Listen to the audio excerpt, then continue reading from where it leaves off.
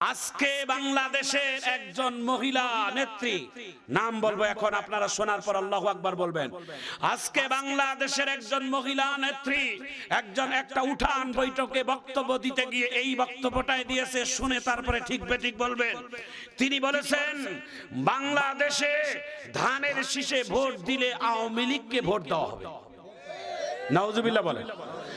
আওয়ামী লীগ তো বাংলাদেশের নিষিদ্ধ দল, যে দল বাংলাদেশের মানুষের সাথে দুর্ব্যবহার করেছে, বাংলাদেশের মানুষের রক্ত চুষেছে, এদেশের মানুষের সাথে বেঈমানি করেছে।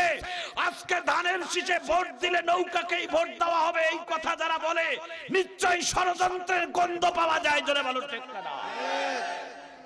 জানি না এই ষড়যন্ত্র কোথায় যায় ঠেকবে। কথা বলেন ঠিক না? আল্লাহ আপনি আমাদেরকে হেফাজত করুন। জোরে বলুন আমিন। এদেশের জনগণ আর কত মরবে, কতগুলো মরলেই দেশ শান্তি হবে, এটাই আমরা দোয়া করব। জোরে বলুন ঠিক না? আমার ভাইজান, আমার বন্ধুগণ, এই নেত্রীর বৈঠক, এই নেত্রীর আলোচনা সারা বাংলাদেশের নেট জুড়ে তোলপাড়। কেন? আওয়ামী লীগ নিষিদ্ধ ছিল। আওয়ামী লীগ তো নিষিদ্ধ, তাহলে আওয়ামী লীগকে আবার জাগরণ করবে কারা? আমার ভাইজান, আমার বন্ধুগণ, আমরা এখানে দলের কথা বলার জন্য আসি নাই, শুধু এইটুকু বলবো, হকের কথা, সত্য কথা বলবো। যারা অন্যায়ের প্রতিবাদ করবে তাদেরকে করতে দেন, কারণ সবাই অন্যায়ের প্রতিবাদ করার ক্ষমতা রাখে না। কথা বলেন ঠিক কিনা? হযরত উমরের মতো দুঃসাহস সমস্ত সাহাবায়ে কেরামের মধ্যে হয় না। হযরত উমর মুখের সামনে প্রতিবাদ করে, এই জন্য আল্লাহ রাসূল তাকে একটা দামি সার্টিফিকেট দিয়েছেন। কি সার্টিফিকেট? قال النبي صلى الله عليه وسلم لو كان بعدي نبي لكان عمر لو كان بعدي نبي لكان عمر لو كان بعدي نبي لكان عمر। আমি নবীর পরে যদি কেউ নবী হতো তাহলে হযরত উমর হতো নবী। চিৎকার দিয়ে জোরে কোন আল্লাহু আকবার। কারণ তার মেজাজটাই ছিলেন নবুয়তের। মারহাবা কর, আরো জোরে কর। আমি ঘটনাটা 1 মিনিটে বলে দেই। নবীদের কথা বড় পাক কথা, নবীদের জবান বড় পাক জবান। জোরে বলুন ঠিক কিনা? হযরতে নূহ আলাইহিস সালাতু সালাম যদি নৌকা বানাচ্ছিলেন, নৌকা, শুকান জায়গায় নৌকা বানাচ্ছিলেন হযরতে নূহ আলাইহিস সালাতু সালাম, প্রতিদিন একবার করে হযরতে নূহ আলাইহিস সালাতু সালামের কাছে যায় বলে, হুজুর আমরা কখন নৌকায় আপনি আমাদেরকে চড়াবেন, কখন আসতে বলবেন? নূহ আলাইহিস সালাতু সালাম বলেই ফেলছেন যে, মা তুমি এত বিরক্ত করতে আসিও না, যখন তোমার চড়ার টাইম হবে আমি তোমাকে এমনি ডাক দেব। সুবহানাল্লাহ বলেন। কিন্তু হাদিসে আসছে, কিতাবে আসছে, যখন প্লাবন শুরু হয়েছে তখন আল্লাহর পয়গম্বর নূহ আলাইহিস সালাতু সালাম ওই মহিলাটাকে ডাক দিতে পায় নাই। তার এই স্মরণটাই আল্লাহ তাআলা কেড়ে নিয়েছেন। তিনি ওই মহিলাটাকে ডাক দেয় নাই। তিনি ওই মহিলা ছাড়াই নৌকাতে যাদের যাদের উঠার তাদেরকে উঠাই নিয়ে তারা সবাই নিরাপদ জায়গায় গেছে। প্লাবন যখন থেমে গেছে, থামার পরে আল্লাহর পয়গম্বর আবার যখন আসছে, এসে দেখে সমস্ত শহর গ্রাম যা আছে সব ভেঙে চুরমার, কোনো বাড়ি ঘর নাই। কিন্তু এত প্লাবনের মধ্যেও ওই বুড়ির বাড়িটা চকচক সুন্দর করে আল্লাহ তাআলা নিরাপদে রাখছে। একটু জোরে কর, জোরে হাত তুলে আল্লাহু আকবার বলেন। কোরআনের একটা আয়াত বলবো, দেখি কত জোরে আল্লাহু আকবার বলেন। ওয়া মাকারু ওয়া মাকারাল্লাহ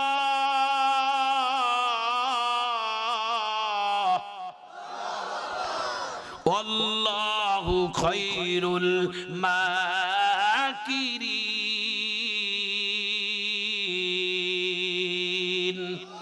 নদীর কুল ভাঙে ও কুল করে, এই তো নদীর খেলা। সকাল বেলার ধনী রে তুই, ফকির সন্ধ্যা বেলা। 1 মিনিট জিকির করি, লা ইলাহা, জোরে লা ইলাহা, লা ইলাহা, জোরে জোরে ইল্লাল্লাহটা জোরে বলেন, লা ইলাহা। হায়াতের মালিক যেই আল্লাহ, মৌতের মালিক সেই আল্লাহ। বলেন হায়াতের মালিক, মৌতের মালিক সেই আল্লাহ, আমারও মালিক সেই আল্লাহ। লা ইলাহা লা ইলাহা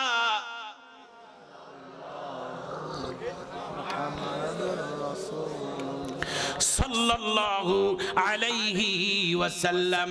একটু চিৎকার দিয়ে জোরে বলি মারহাবা।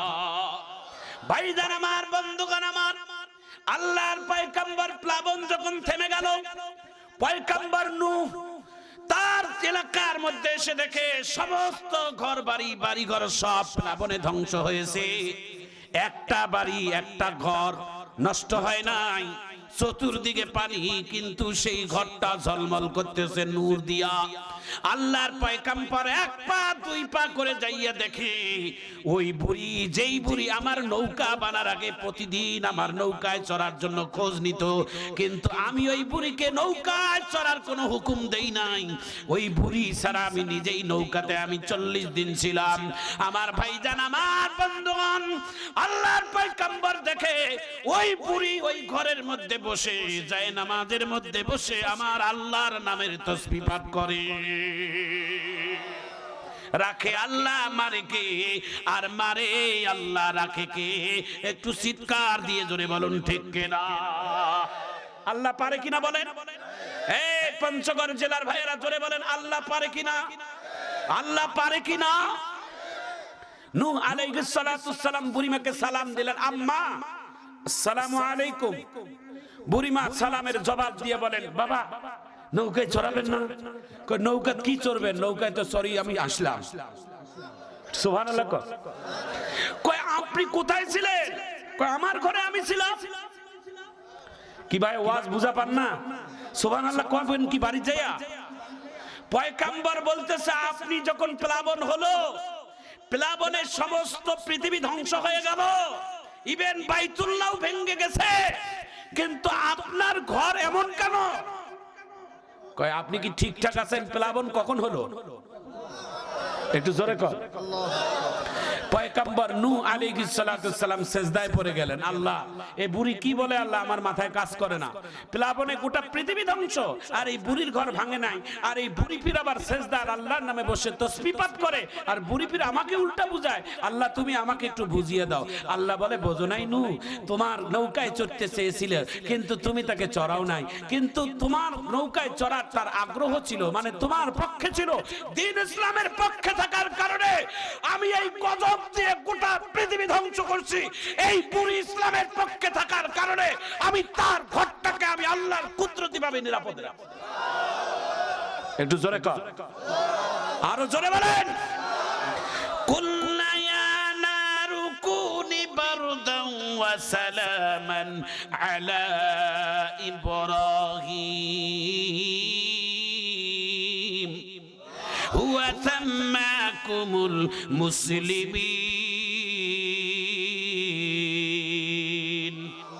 আল্লাহর পয়গম্বর ইব্রাহিম জাতির পিতাকে আগুনের কুণ্ঠ আগুন ধরাইয়া ইব্রাহিমকে একটা সুন্দর করে রশি দিয়ে বেঁধে, পা হাত বেঁধে, যখন চরকির মধ্যে বেঁধে যখন ইব্রাহিমকে আগুনের মধ্যে ফেলিয়ে দেয়, আগুনের মধ্যে পড়ে ইব্রাহিম মারা যাবে এই চিন্তা তার নাই। তার একটাই চিন্তা, আল্লাহ যারা আমাকে মারতে চায় একটু আমি লোকগুলোকে দেখি। আল্লাহর পয়গম্বর দেখে আমার যারা দুশ্মনেরা আমাকে মারতে চায়, কিন্তু দুশ্মনের পক্ষ নিয়েছেন আমার নিজের জন্মদাতা পিতা, নাম তার আজর। নমরুদের মধ্যে ঘাড়ের মধ্যে হাত দিয়ে নিজের সন্তানের বিপক্ষে দাঁড়িয়ে গেছে।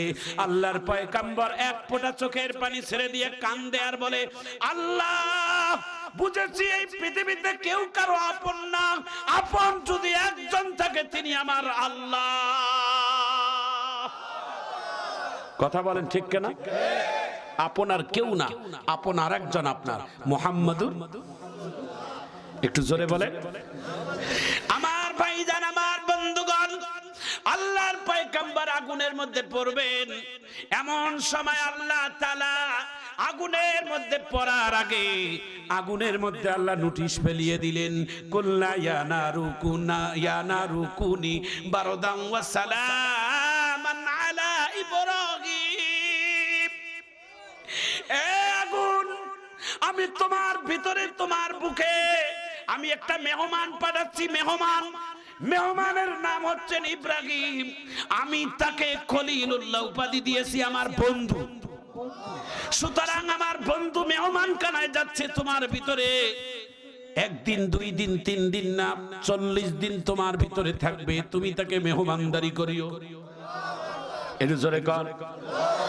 40 দিন আগুনের ভিতরে আল্লাহর পয়গম্বর ছিল, আল্লাহর খলিল আগুনের ভিতর থেকে বাহির হইয়া তার পৃথিবীর মানুষদের কাছে কি বর্ণনা করছেন শোনার পরে আল্লাহু আকবার বলবেন। তিনি বলছেন, ওগো বিশ্ববাসীরা, আমি আগুনের ভিতরে আল্লাহ যতটা আমাকে আরামে রাখছিল দুনিয়ার ভিতরে ততটা আমি শান্তি আর আরামে ছিলাম না যতটা আগুনের ভিতরে আমার আল্লাহ আমাকে রাখছিল। হযরত ইউনূস আলাইহিস সালাতু সালাম একদিন 2 দিন নয় 40 দিন মাছের পেটের ভিতরে ছিলেন। মারহাবা কোন মাছের পেটের ভিতরে শত্রুরা তাকে নৌকা থেকে ফেলাই দিল, হাত পায়ের মধ্যে রশি লেগে নদীর মধ্যে সমুদ্রের মধ্যে যখন ফেলাই দিল, সাঁতার কাটতে পারবে না, সমুদ্রের ঢেউয়ের ভিতরে ঢুকে গেল। একটা বড় মাছ এসে আল্লাহর হুকুমে তাকে খেয়ে ফেলেন। যে মাছটা খেয়েছেন তারপরে আরেকটা মাছ খাইছেন, এইভাবে একটা মাছের পর আরেকটা মাছ, এরকম 3 মাছের পেটের ভিতরে আল্লাহর পয়গম্বর ইউনূস আলাইহিস সালাতু সালাম 39 দিন পর্যন্ত ছিলেন মাছের পেটের ভিতরে। 40 দিনের মাথায় আল্লাহর পয়গম্বর দোয়া করেছেন, লা ইলাহা ইল্লা আনতা সুবহানাকা ইন্নী কুনতু মিনাজ জালিমিন। আল্লাহ তাআলা মাছের পেটের ভিতরে 40টা দিন ছিল পয়গম্বর হযরতে ইউনূস আলাইহিস সালাতু সালাম। তিনি বলেন, আমার মাছের পেটের ভিতরে আল্লাহ তাআলা আমার জন্য রেস্ট হাউসের ব্যবস্থা করছে, খাবারের ব্যবস্থা করছে, পার্ক ব্যবহার করেছে ঘোরাফেরা করার জন্য। আমি মাছের পেটের ভিতরে আমি সিংহাসনে বসে থাকি আর গোটা সমুদ্র মাছ আমাকে নিয়ে নিয়ে বেড়ায় আর সমুদ্রের নাজ নিয়ামত আমাকে ঘুরে ঘুরে দেখায়, আর আমি মাছের পেটের ভিতরে আমি আল্লাহর নামের জিকির করি। হাত তুলে আল্লাহু আকবার বলেন না কেন? হাতটা তুলে রাখেন, তুলে রাখেন, হাত তুলে জোরে আল্লাহু আকবার বলেন, আরো জোরে বলেন আল্লাহু আকবার। এ মুসলমান ভাইয়েরা আমার, বন্ধুরা আমার, যে আল্লাহ তার নবীদেরকে মাছের পেটের ভিতরে শান্তিতে রাখতে পারে, যে আল্লাহ আগুনের ভিতরে নবীদেরকে শান্তিতে রাখতে পারে, যে আল্লাহ নূহ নবীর প্লাবনের মধ্যেও তার ঘরটা ভাঙে না, নিরাপদে রাখে, সে আল্লাহ এই বাংলার জমিনে আমাদেরকেও নিরাপদে রাখবে। সত্য একটা, আমাদেরকে তার খাঁটি বান্দা বান্দি হতে হবে। জোরে বলুন ঠিক কিনা? আর ওই আল্লাহর বান্দার খাঁটি বান্দা বান্দি হতে গেলে সব থেকে 2টা হাতিয়ার অর্জন করা লাগবে। 1 নাম্বার হলো ইয়া আইয়ুহাল্লাযীনা আমানুস্তাঈনু বিস-সাবরি ওয়াস-সালাহ ইন্নাল্লাহা মা'আস-সাবিরিন। একটু জোরে আল্লাহু আকবার বলেন। এই পদ্মার আড়ালের মা, শেষবারের মতো কথাটা বলে দেই আম্মা তোমাদের উদ্দেশ্যে। মহিলাদের 4 কাজ। নাম্বার 1, 5 ওয়াক্ত নামাজ সময় মতো আমিন বলেন। যতই কাজ থাক, আমার জীবনের প্রথম কাজ হলো নামাজ। জোরে বলেন কি? যত কাজ থাকবে, রাজনীতি, ব্যবসা, চাকরি, কৃষি, যত জীবনের কাজ, আজান হবে সব বন্ধ। ইনশাআল্লাহ বলেন পারবেন? পারবেন? আপনার জীবনের সবথেকে প্রথম কাজ হলো নামাজ। সুবহানাল্লাহ বলেন। যদি তাই হয় তাহলে কপালে গোল্ডেন লাগবে। সুবহানাল্লাহ বলেন। গোল্ডেন 5, সুবহানাল্লাহ বলেন। গোল্ডেন 10, গোল্ডেন 100, সুবহানাল্লাহ বলেন। বলে কেন? বলে একজন বান্দা যখন নামাজ পড়বে, এক নামাজের পরে আরেক নামাজের পরে তো মারা যাবে, তাই না? ফজরের নামাজ পড়লেন জোহরের আগে মারা যাবেন, জোহরের নামাজ পড়লেন আসরের আগে মারা যাবেন, আসরের নামাজ পড়লেন মাগরিবের আগে মারা যাবেন, আসরে মাগরিবে পড়লেন ইশার আগে মারা যাবেন। নবী বলেন যেই নামাজ পড়ে আরেক নামাজের পরে মারা যাবে, লোকটা যখন কবরে যাবে, কবরে রাখার পরে যখন আল্লাহর ফেরেশতা এসে বলবে মান রব্বুকা ওমান দীনুকা ওমান নবিয়ুকা, লোকটা কবর থেকে উঠে দৌড় দিয়ে চোখ ঘষাবে আর বলবে আমাকে উজুর পানি দেন। বলে কেন? কয় আমি আসরের নামাজ পড়তে যাব। এটা জোরে কর, আরো জোরে কর। ফেরেশতা বলে আপনার পাগলামি বন্ধ করেন হুজুর। কয় কেন? কয় আপনি কবরে, এখানে নামাজ পড়া লাগবে না। তখন তার হুঁশ ফিরে আসবে, আমি কি কবরে আসছি? তাহলে এতক্ষণ টের পান নাই? আজরাইল জান কবজ করলো, গোসল দিল, কাফন পরাইলো, আতর মাখাইলো, জানাজা নামাজ পড়াইলো, এতগুলো টের পান নাই? কয় কেমনে টের পাবো? আমাকে আল্লাহ তাআলা মায়ের পেটের ভিতরে মায়ের বুকের দুধ পান করতে করতে সন্তান ঘুমিয়ে যায় মায়ের বুকে, মাও টের পায় না, সন্তানও টের পায় না। নবী বলেন, সুবহানাল্লাহ পড়বেন এই হাদিসটা বলার পর, নবী বলেন যারা 5 ওয়াক্ত নামাজ পড়বে, সিনার মধ্যে ফরজ নামাজের পর হাত দিয়ে আয়াতুল কুরসিটা পড়বে, ওই উম্মতের জানাজা, ওই উম্মতের মৃত্যুটা এমন হবে, ছোট্ট মাসুম বাচ্চা মায়ের বুকের দুধ খাইতে খাইতে ঘুমিয়ে যায়, মাও টের পায় না, সন্তানও টের পায় না।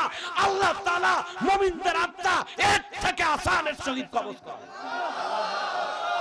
হাত তুলে আল্লাহু আকবার কর, জোরে কর। আর যারা বেনামাজি পায় মন হ্যাঁ কথা কর, পেশাব করবে, পায়খানা করবে, চোখ রক্ত বাহির হবে, কথা কন ঠিক কিনা? আর মুমিনরা শোনার পরে আল্লাহু আকবার বলবেন। মুমিন কি করবে জানেন? আমার দিকে তাকান, বলবো ভালো লাগতেছে, শুনবে? সুবহানাল্লাহ কি কয়? যেহেতু মাদ্রাসা, কয়জন হাফেজ হইল যেন আজকে? 6 জন। একটু মারহাবা কর। ভাইজান আমার, বন্ধুগণ আমার, ইসলামের দার্শনিক একজন মহিলার কথা আমি 2 মিনিটে বলে যাচ্ছি। বাংলার জমিনে সেই মহিলাটার কবর এখনো আছে। তিনি অন্যতম ইসলামিক স্কলার এবং ইসলামিক রাহবার, যার নাম হযরতে বাইজিদ। বাইজিদের কবর এখনো চট্টগ্রামের মাটিতে ঘুমিয়ে আছে। বাইজিদের মা, তার মা একজন আলেমের মা। এরে পঞ্চগড় জেলার মা ও বোনেরা, তুমিও মা, আমাদের মা ও মা। আমাদের পেটে যে মায়েরা ধারণ করেছে, সে মা কত বড় গর্ব তার। আল্লাহু আকবার বলে। নিজের সন্তান তার মায়ের জানাজা নামাজ পড়াবে, ঠিক কিনা বলে? মা মারা গেলে সন্তান জানাজা নামাজ পড়াবে, বাবা মারা গেলে সন্তান জানাজা নামাজ পড়াবে। বলে তাতে কি উপকার? দেখেন বাস্তবতাটা, আমার দিকে তাকান। আপনি যদি মারা যান, আমার এই পঞ্চগড় জেলার সব থেকে কেন্দ্রীয় মসজিদের যিনি বড় আলেম, তাকে দিয়ে জানাজা নামাজ পড়াবেন, ঠিক? বেগম জিয়া কয়েকদিন আগে মারা গেলেন। বেগম জিয়া বাংলাদেশের 3 বারের সাবেক প্রধানমন্ত্রী। বেগম জিয়ার একমাত্র বর্তমান জীবিত সন্তান নাম তারেক রহমান। ছেলেটা ভদ্র, কিন্তু তিনি যদি তার মায়ের জানাজা নামাজটা পড়াইতে পারতেন, তাহলে আরো বেশি বেগম জিয়া ধন্য হতেন। জোরে বলুন ঠিক কিনা? আরো জোরে কোন ঠিক কিনা? আমার ভাইজান, আমার বন্ধুগণ, বেগম জিয়া মারা গেল। বিশ্বের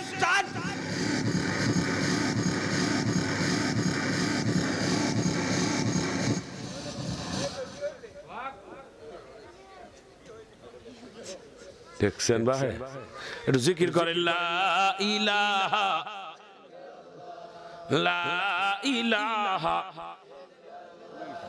এই দুটা বাদ দিয়ে এই দুটা করার ক্ষমতা নাই। সুবহানাল্লাহ বলেন। এই জন্য আমরা বলি আটলান্টিক মহাসাগরটা হলেন আল্লাহর কোরআন। এই কোরআনটা হচ্ছেন আটলান্টিক মহাসাগরের মতো, আর ছোট্ট একটা ঝিনুকের মতো মানুষ, তার মতো ছোট বাচ্চা, তার এই আটলান্টিক মহাসাগরের মতো কোরআনটা আল্লাহ তার সিনায় ঢুকে দেয়। একটু জোরে কর। আর সেই কোরআনের হাফেজের মাথায় আপনারা পাগড়ি দিলেন, আর আপনারা দেখলেন এই এলাকার মানুষ কত বড় সৌভাগ্যবান, এবং এই মাদ্রাসার কমিটিরা কত বড় ভাগ্যবান। আমি মনে করব এই সন্তানের পিতামাতা যত বড় ভাগ্যবান, তার থেকে বেশি ভাগ্যবান এলাকার মানুষ। একটা জান্নাতের গাছ আপনারা রোপণ করছেন এই মাদ্রাসা। এই মাদ্রাসাটাকে যত্ন করে রাখবেন, এই মাদ্রাসাটাকে ভালোবাসবেন, এই মাদ্রাসাটাকে আপনারা মাথার মুকুট করে বানাবেন। কেন জানেন? এটা আপনার এলাকার জন্য একটা বরকতের ছায়া। সুবহানাল্লাহ বলেন। আহা, আমি 1-2 মিনিটের মধ্যে ঘটনাটা শেষ করব। আমার দিকে তাকান ভাইজান। আমি বলছিলাম যে বাইজিদ আল্লাহর ওলি, হযরতে বাইজিদের মা। বাইজিদের স্বপ্ন ছিল, বাইজিদের মায়ের স্বপ্ন ছিল যে আমি আমার সন্তানকে হাফেজ বানাবো, আলেম বানাবো, তারপরে আমার সন্তানের মুখ দেখবো, এর আগে আমি মুখ দেখবো না। সুবহানাল্লাহ বলেন। বাইজিদ একটানা হাফেজ আলেম হয়ে যেই দিন মাদ্রাসা থেকে বাড়িতে আসবে, সে আগের রাত্রে বাইজিদের ওস্তাদ, সে মাদ্রাসার প্রিন্সিপাল, তাকে স্বপ্নের যোগে আল্লাহর নবী সালাম দিয়ে বলছেন, এই বাইজিদের ওস্তাদ, আগামীকাল অনেকগুলো ছাত্রের মাথায় পাগড়ি দিবেন, তাই না? কয় হ্যাঁ। কয় আপনি সবার মাথায় একটা করে পাগড়ি দিবেন এলেমের জন্য, কিন্তু একজন ছাত্রের মাথায় দুইটা দিবেন, তার নাম বাইজিদ। তার এলেমের জন্য একটা দিবেন, আর আল্লাহ রসুলের সম্মানার্থে তার মাথায় আরেকটা দিবেন। সেই আলেম শুধু না, আমলও করে তিনি আল্লাহর ওলি হয়ে গেছে। একটু জোরে কর। বাইজিদের মাথায় দুইটা পাগড়ি দিয়ে ওস্তাদ বিদায় দিল। ভাইজান এখন বলবেন, এই যে বাচ্চাগুলো হাফেজ হলো, এরা তো চলে যাবে কালকে অনেকেই, না? এই ওস্তাদদের আপনারা, এই মাদ্রাসার কমিটির ভাইয়ারা একটা কথা বলে দেই, মন কিছু নেবেন না। গত কয়েকদিন আগেও একটা মাহফিলে টাঙ্গাইল জেলায় বলছিলাম আমি, যে হাফেজ হলে হাফেজের মাথায় পাগড়ি দিলেন, ক্রেশ দিলেন, তার মা বাবার মাথায় টুপি দিলেন, পাগড়ি দিলেন, ক্রেশ দিলেন। সব থেকে দামি পুরস্কারটা মাদ্রাসার কমিটি একজনকে দেওয়ার দরকার ছিল, যার হাতে তিনি হাফেজ হয়েছে।